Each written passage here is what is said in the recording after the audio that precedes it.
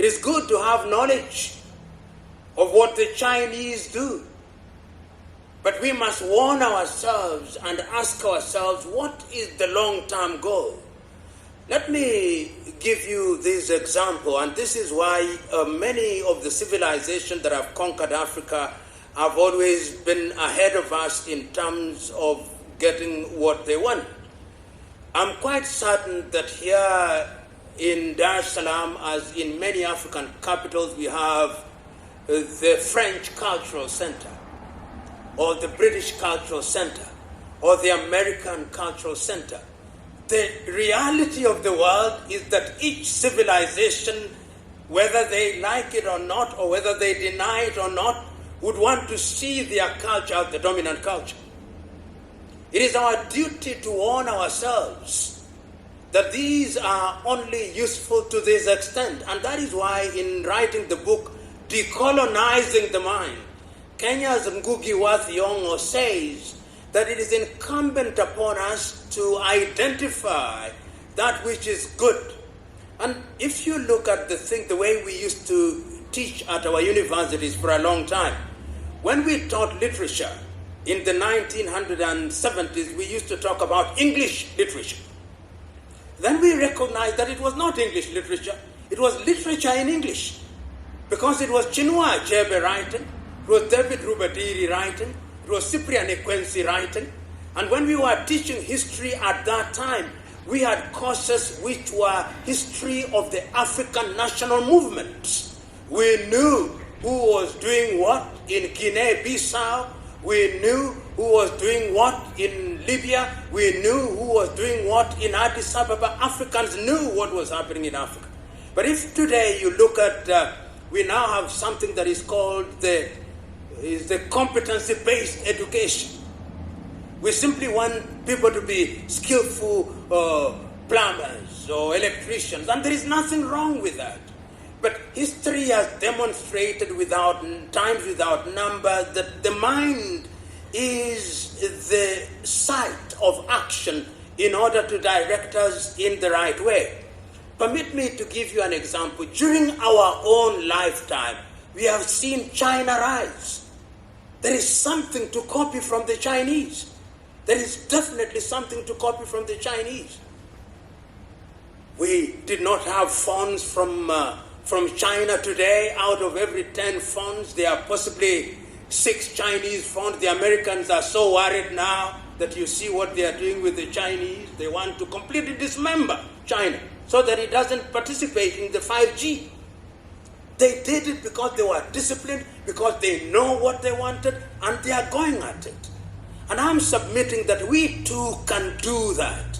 And it is not because we don't have the capacity. There is something we call mobile telephony money transfer, which is called M-Pesa in Kenya. That was an innovation of a young Kenyan. It tells you that Africans can do something. The Ugandan Makerere University came up with a bus, which is not in mass production, but is something that is made in Uganda. We are capable of doing these kinds of things. But I hold the view that we must lament. There are those who say we must, if there is a funeral, is a funeral. There is a funeral. You want us to sing wedding songs during our funeral?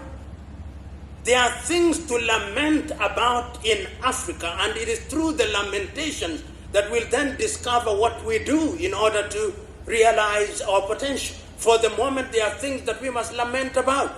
If we say that there's going to be the silencing of the guns in the year 2020 and there is no peace in Sudan, we should stop lamenting about it because we don't want to lament. If we talk about silencing the guns in the year 2020 and there is unrest in the Libya or in Sudan or in Mali or in Mauritania or in Burkina Faso, we've got to mention these things. It is by mentioning them that we recognize the enormity of the task. And uniting Africa is not for the faint-hearted. It is not for the faint-hearted. It's not instant coffee. He'll tell you. There are those who are going to dampen your spirit, who think you are a dreamer. You are engaged in dreams and romanticism which will never realize anything. There is no shortage of naysayers. There is no shortage. But those of us who are older, like my Lord Judge here, will tell you during the East African community, there were things, it was a joy to have a common currency. It was a joy to move across Africa with a common currency during the East African community one.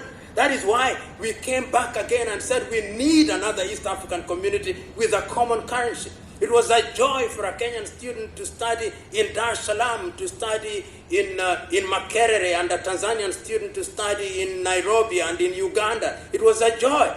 We had one common education system. Now Kenya has our own education system, Tanzania our own, Uganda our own, Burundi our own. There is a sense in which we must harmonize all these things. Why should we pay $350? When I was at the airport at the Julius Kambarage Nyerere, they have a list of countries which need no visa when you come into Africa. I look forward to the day when we will travel on one passport. And anybody who is an African doesn't need a visa. If you want some fee, there are ways of collecting revenue, but not through visas from fellow Africans. So I hold the view that there are things that can't be done. Then there is the question of somebody talk about civic movement. You know, part of our problem, and I don't have an answer for this, I think the way we were trained, and the colonialist was ahead of time. Let's give the colonialists credit. The colonialists knew that if we are trained in a certain way, we will think in a certain way. That is our default mode. And those of us who have gone to school, if you are colonized by the British, there is a way in which you think.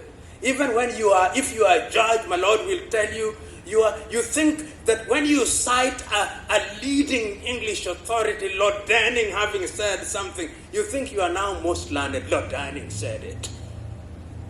If you have cited John Stuart Mill in some economic, or you've cited some economic book written by an American or an Australia, you are great. You don't cite Zambia's Dambisa Moyo, no. That is the training. Because we are trained to believe that we are inferior. And that is the ghost of inferiority is what we must exercise.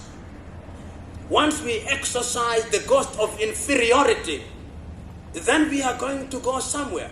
You know, somebody told me somewhere when my good friend talked about Kiswahili, and I'm happy that South Africa is adopting Kiswahili. A number of countries, we are beginning to hear voices about Kiswahili becoming the lingua franca of Africa. It is a good thing. Somebody told me something. He was from Sweden. I do not know whether he was right, but permit me to give you an example. That no civilization ever industrialized on the basis of another's language. Think about it. And he told me, he was from Sweden. We are a little country with no more than 11 million people. We train our young men and women in Swedish. Here in Nairobi, there are no more than 2,000 Swedes, but we have a Swedish school. Look at Sweden. Look at Norway. Look at Finland. Look at Denmark. Look at even Russia, the former Soviet Union countries, Ukraine. America is unique in the sense that it is a migrant country, but they chose to adopt English as their lingua franca. The first thing that a colonizing people do is to take away your language.